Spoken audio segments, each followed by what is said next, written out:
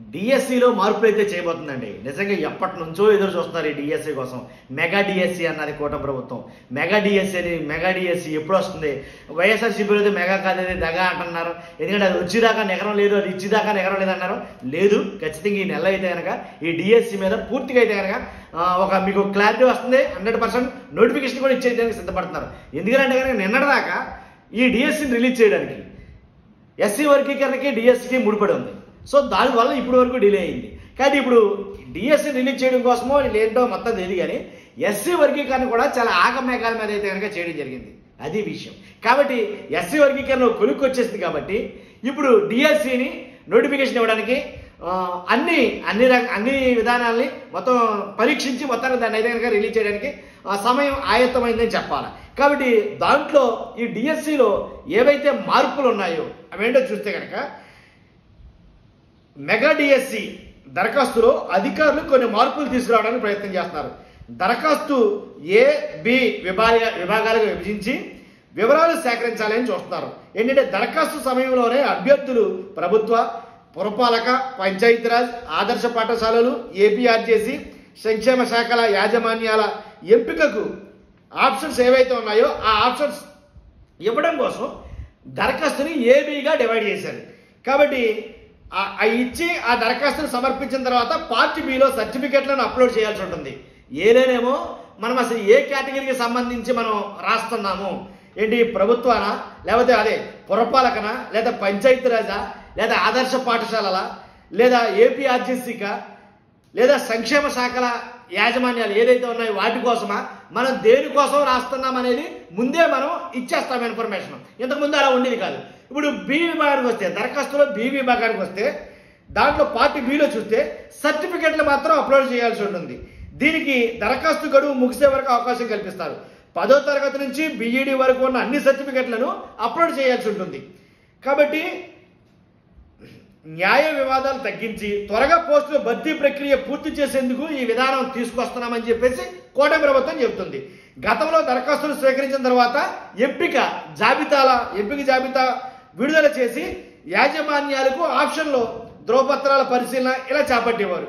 కాబట్టి ఈ ప్రక్రియలో అనేక వివాదాలు తలెత్తి దానికి కోర్టులకు వెళ్ళడం అని అలాగని చాలా ఇబ్బందులు అయితే తలెత్తాయి.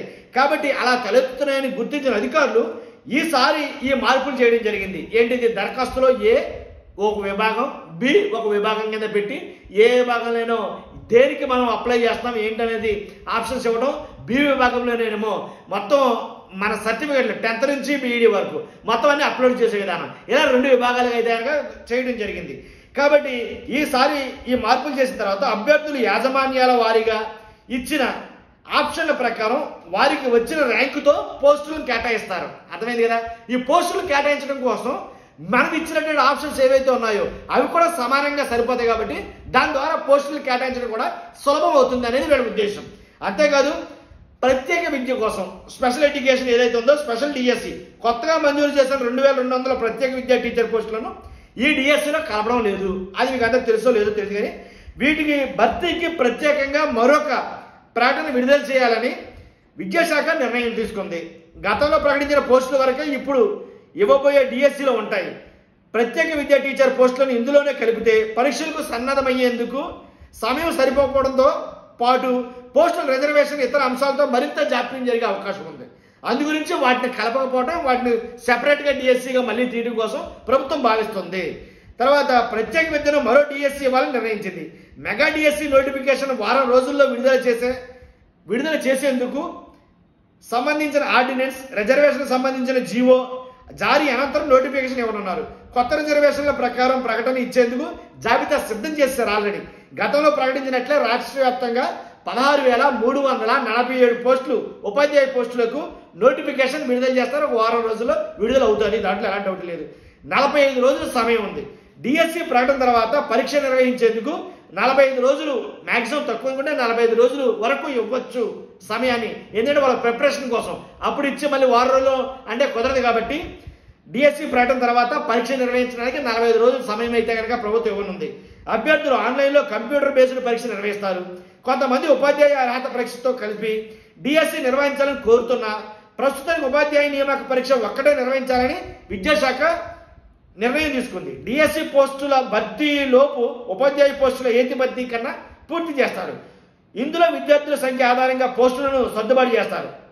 అవసరం లేని చోట దాన్ని బట్టి, అవసరం ఉన్న చోట దాన్ని బట్టి పోస్టులు అనేవి వీళ్ళ ఉద్యోగులు అనేవి మార్చడం, ట్రాన్స్ఫర్లు అనేవి జరుగుతాయి. అదండి, ఇది డిఎస్సి దరఖాస్తులో ప్రభుత్వం తీసుకోబోతున్న కొత్తగా వచ్చిన మార్పులు. చూస్తున్న మీరు అందరూ కూడా మీకు ఏమైనా డౌట్లు ఉంటే కామెంట్ రూపంలో తెలియజేయండి, దాన్ని నేను ఆన్సర్ ఇస్తాను. అంతేకాదు ఫస్ట్ లైక్ చేయండి. ఇలాంటి జెన్యూన్ ఇన్ఫర్మేషన్ ఎక్కువ మంది చేరడం వల్ల చాలా మందికి ఉపయోగపడుతుంది. కాబట్టి లైక్ చేయండి. అంతేకాదు కొత్తగా మన ఛానల్తో పక్కాగా సబ్స్క్రైబ్ చేయండి. Thank you very much.